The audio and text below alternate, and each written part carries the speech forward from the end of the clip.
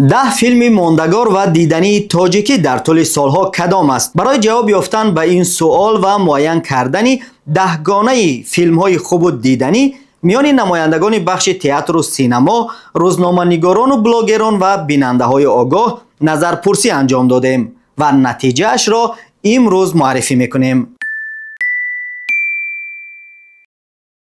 سلام، نام من عبدالعزیز است و در ادامه صحبت ها اطراف فیلم و سینما این بار دنبال 10 فیلم ماندگار و دیدنی تاجیکی خواهیم رفت. لطفاً به فانوس آبونه شوید و این نوا را به دوستانتان توصیه بدهید. ما آغاز میکنیم. در نامه خود خواهش کردیم که هر نفر اسم 10 فیلمی را که فکر میکند خوب و ماندگار و دیدنی است نویسد. در مجموع 50 نفر به مکتوب‌های ما جواب نوشتند. در فهرست که بعد این نتیجه گیری ترتیب دادیم نام زیاده از 120 فیلم پیدا شد. از این میان 10 فیلمی را که از همه بیشتر ذکر شده بود انتخاب کردیم. اما قبل از معرفی این 10 گانه 5 فیلم را که در زینه‌های از 11 تا 15 نشستند نام میبریم. افتابوس، فیلم کارگردان عبدالحی زاکرов که سال 2019 تهیه شد و یک فیلم مسحکوی است. Ой, такой запах! Манет میکنه شاشلیک. اولاد روی شماری کرده میشینه گپ زنه دوم. Сколько у вас жен? 10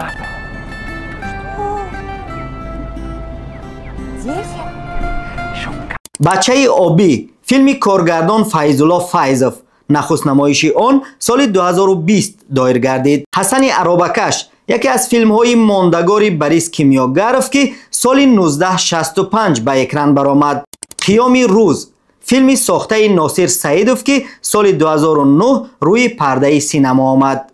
و جورا شکارچی از مینرخر، فیلم سیدا قربانوف و ویکتور میرزایانس. آن سال 1985 تهیه شد و عبارت از 6 قسم است. اکنون وارد 10 گانه فیلم های می شویم که در نظرسنجی ما بیشتری پرسیده شده ها به جانبداری آنها رای دادند.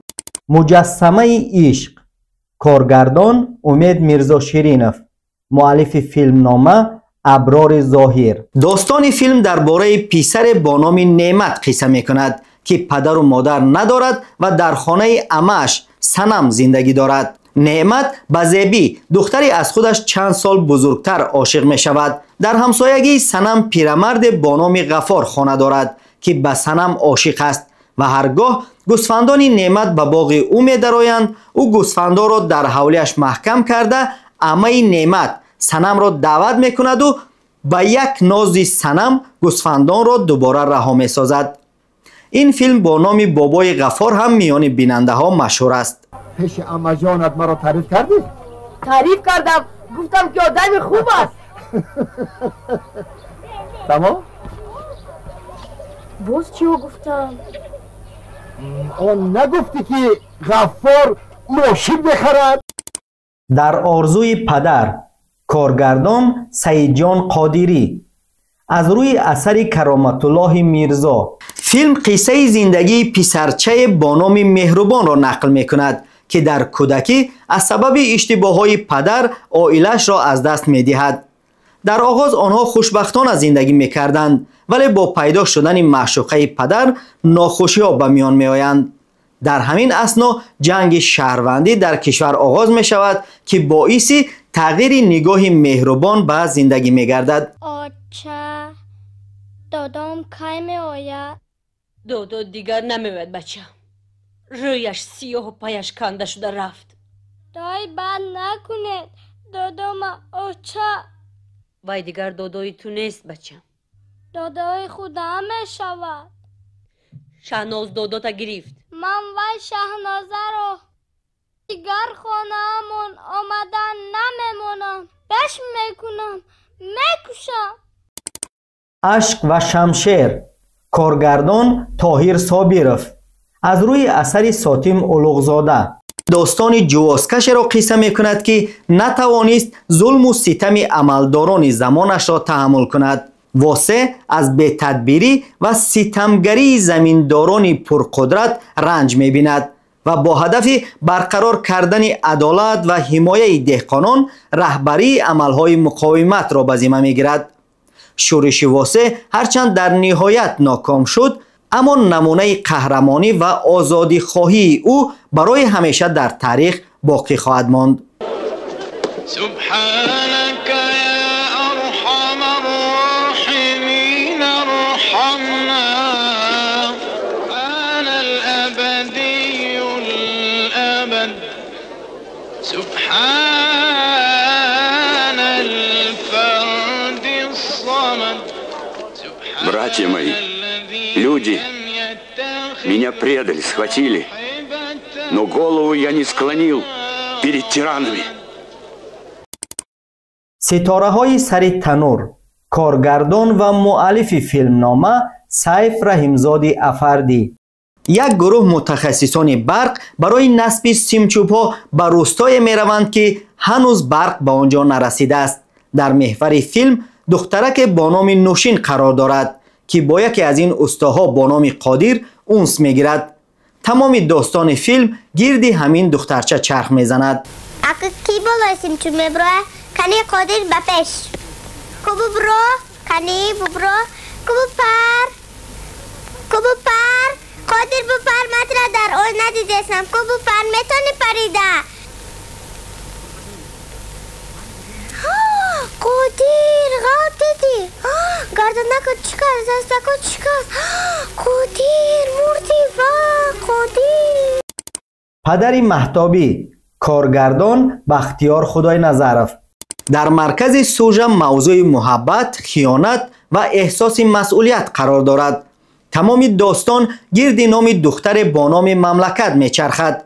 خانواده این دختر از حساب چایخانه‌ای که دارند زندگیشان را میگذرانند. مملکت به تئاتر ذوق زیاد دارد و در انسمبل رقصی برآمد میکند. زندگی او زمان عوض می شود که به فریب مرد می افتد و باردار می شود. وقتی حامله‌داری او آشکار می شود، مورد حمله لفظی ساکنان محلی قرار می گیرد. می خواهند که همراه خانواده از محله پیش کنند.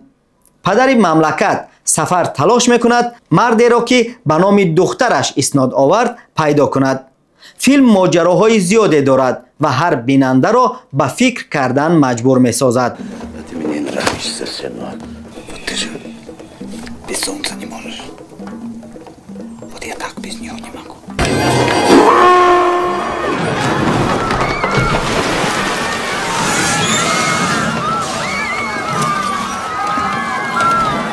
مرگ سودخور، کارگردان طاهر صابرов. فیلم از روی اثر صدرالدین عینی تهیه شده است و زندگی مردی را که با نام قاری امک، قاری اسمت و قاری اشکنبه معروف است نقل می کند. کسی که همیشه در فکر سودخوری و دریافت درآمد مفت است. التماس به مدتی کوتاه خیلی ضرور. به همه پول در کار. راستش من خودم پول ندارم لیکن میابم. من خیلی منتدار میشدم قاری امک. من مصلحت میکنیم. حاضر یکیش تقسیم میکنم. باز دیر نمانیم صبر کن. دو، کارگردان محیدین مظفر. سرگذشت دو دوست قهار و منان را در پس منظر انقراض شدید سیاسی و اقتصادی دهه 90 قرن 20 در تاجیکستان نشان میدهد. آنها همراه با کارخانه‌های قسم‌های احتیاطی خودروها به کار آمدند. نوابسته از خواهش خود حالت‌های به میان آمده آنها را وادار نمود که از کارگاه قسم‌های احتیاطی خودرو را دزدیده بفروشند. یک روز قهار معاشش را به منان می‌دهد و بر عوضش اندک آذوقواری و بلیت لاتری می‌گیرد. محض همین بلیت نحس لاتری من بعد بین رفیقان تفریقه می‌اندازد. پس کردن ممکن نیست، میفهمی؟ من حاضرم به فرزندت کمک کنم اما دزدی نمی‌کنم. دوره بیچارگی نو اومد. فریم کار. تقدیرت آسان کن. بگوی شریکت کیست؟ قسمت شاعر، کارگردان بریس کیمیاگرف. فیلم از حیات و فعالیت اساسگذار ادبیات کلاسیکی فارس و تاجیک ابو عبدالله رودکی حکایت می‌کند. آن به استقبال جشن 1100 سالگی روز تولد شاعر توانای تاجیک نوار برداری شد. این فیلم بیرون از مرزهای تاجیکستان هم معروف است. دیوان را با بلعمی ببخشم و از وی خلاصی نگینه را درخواست میکنم.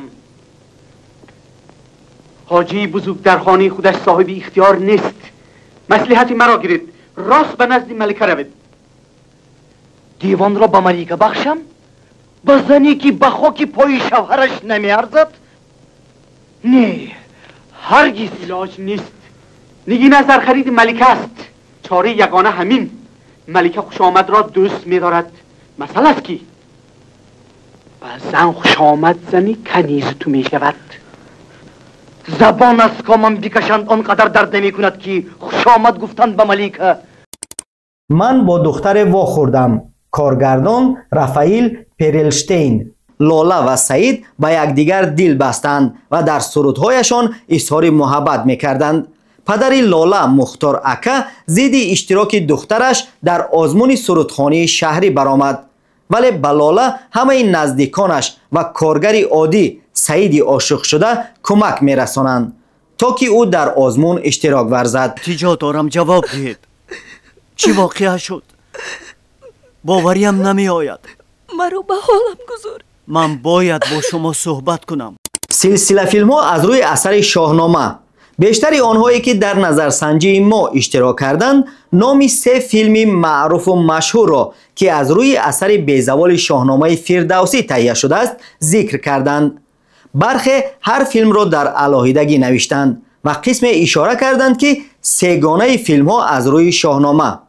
از این خاطر ما هم فکر کردیم که بهتر می شود اگر این 3 فیلم در یک موقع باشند.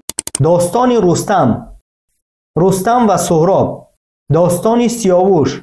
کارگردان بریس کیمیاگرف. پسر را بکشتم با پیران سر، بریدم پای و بخیام نامور، دریدم